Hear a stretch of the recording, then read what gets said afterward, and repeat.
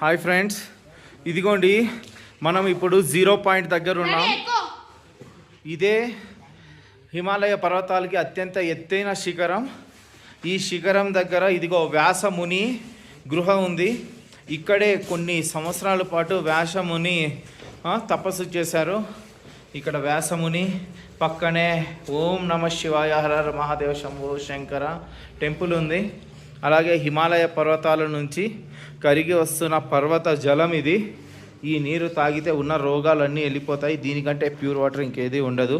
ఇదిగోండి పక్కనే మంచు, ఇది మొత్తం క్లోజ్ ఉంటుంది 6 నెలలు. ఇప్పుడు మంచు కరిగింది కాబట్టే మనం ఇక్కడికి వచ్చాము, ఈ దర్శనం చేసుకున్నాం. ఇదిగోండి శారదాబాయ్, ఈ మంచు కొండలు, హవీష్ మంచు కొండలు. ఇదిగో నాకుడతి.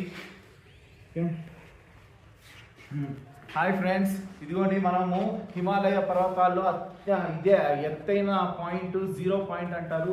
ఈ 0 పాయింట్ దగ్గర మనకి వ్యాసముని విగ్రహం ఉంది.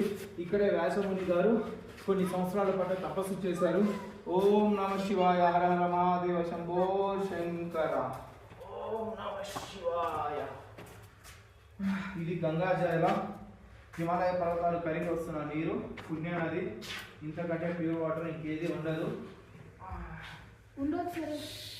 पीसा से घाल में लेत रहा काम पिए दूसरा जाकती पिए अरे प्यूर वाटर जैसे मत प्रयाक्षा कम इनसाइड अच्छा हां